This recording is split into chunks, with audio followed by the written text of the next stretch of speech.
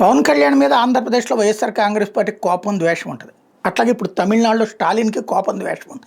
ఎందుకని అంటే మొన్ననే సనాతన ధర్మ సదస్సులో పాల్గొన్న లక్షలాది మంది అక్కడ పార్టిసిపేట్ చేయడం, అలాగే స్టాలిన్ ప్రభుత్వానికి వార్నింగ్ ఇవ్వటం, రాబోయేటటువంటి ఎన్నికల్లో పవన్ కళ్యాణ్ అక్కడ ప్రచారం కూడా చేస్తాడు తమిళనాడు. కాబట్టి అతని క్యారెక్టర్ అసాసినేషన్ వైపుకి అడుగులు వేస్తున్నారు.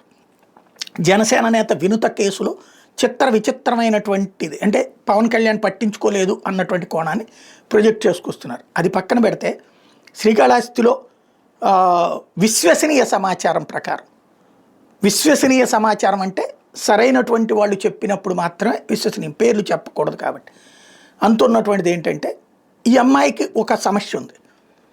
మంచి అమ్మాయి, కష్టపడే తత్వం ఉన్న అమ్మాయి, రాత్రి పగలు పనిచేస్తుంది. కాకపోతే సమస్య ఎక్కడుందంటే అందరినీ కలుపుకుపోదు. అది కొంత తన యాటిట్యూడ్ అయి ఉండొచ్చును. దాంతో జనసేన వాళ్ళే చాలామంది దూరం అయ్యారు. అది అమ్మాయికి మైనస్ అయింది. అలాంటి వాళ్ళని జాగ్రత్తగా బొజ్జల సుధీర్ రెడ్డి దగ్గరికి తీశాడు. మధ్యలో సంథింగ్ సాయినో ఎవరో ఒక పేరు చెప్తున్నారు.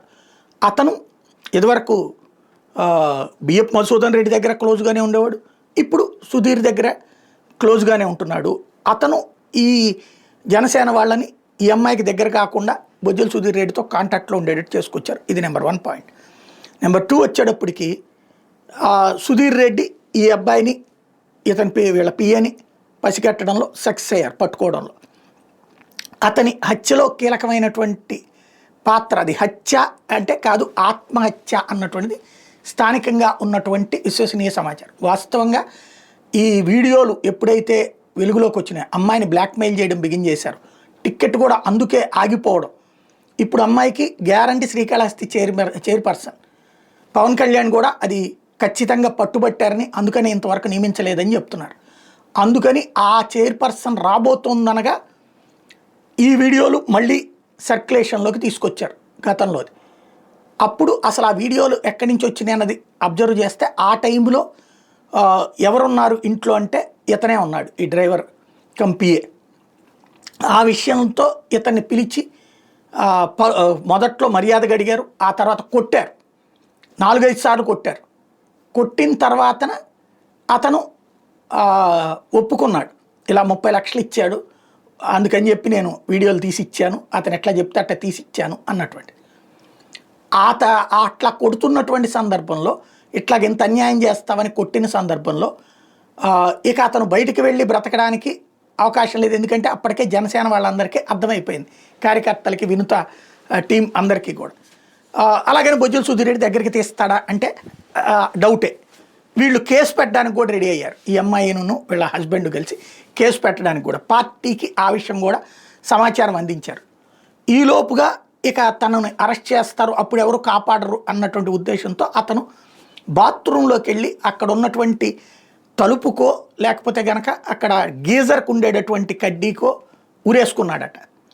బాత్రూంలోకి వెళ్ళిన వాడు 1-2 గంటలైనా కూడా బయటికి రాకపోవడంతో అప్పుడు తలుపుని పగలగొట్టి చూస్తే ఆత్మహత్య చేసుకుని ఉన్నాడట.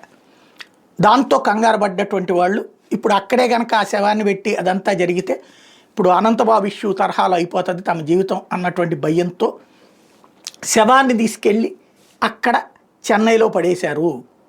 ఇది ఎక్కడ చెన్నైకి సంబంధించిన పోలీసులు ఇక్కడ హత్య ఆత్మహత్య రెండిట్లో అక్కడ పీక నులిమడం అన్నటువంటి పాయింట్ దగ్గరనే ఉంది. పోస్ట్ మార్టంలో ప్రాథమిక నివేదిక అంటే పీక దగ్గర మచ్చలకు సంబంధించి అది ఇన్డెప్త్గా ఫోరెన్సిక్ చెక్ చేపిస్తే కనుక ఈ ఐరన్ రాడ్డు, తాడు వీటి ద్వారా వస్తుంది లైన్లోకి. కాకపోతే అంత జాగ్రత్తగా చేయదలుచుకోలేదు అక్కడ పోలీసులు. ఇక్కడ పొలిటికల్గా ఇష్యూ రావాలనే చూస్తున్నారు. వీళ్ళు కొట్టిన మాట వాస్తవం, శవాన్ని పారవేయడం కూడా అక్కడ తీసుకెళ్ళి పడేయడం కూడా తప్పే, నేరవే. అది కూడా చావుని దాచాలన్నటువంటి ప్రయత్నం కూడా. బట్ ఇక్కడ జరిగిందంతా ఒక బ్లాక్మెయిలింగ్, ఒక అమ్మాయి క్యారెక్టర్ అసాసినేషన్, అమ్మాయి రాజకీయ జీవిత సమాధి, ఇదంతా మాత్రం ఖాయం. అందులో మెయిన్ పాయింట్ అలా ఏంటంటే అమ్మాయి వ్యక్తిత్వాన్ని కించపరిచేటటువంటి ప్రయత్నమే ఇక్కడ ఇష్యూ నడిచింది. అది అక్కడ తాజాగా వినబడుతున్నటువంటి మాట.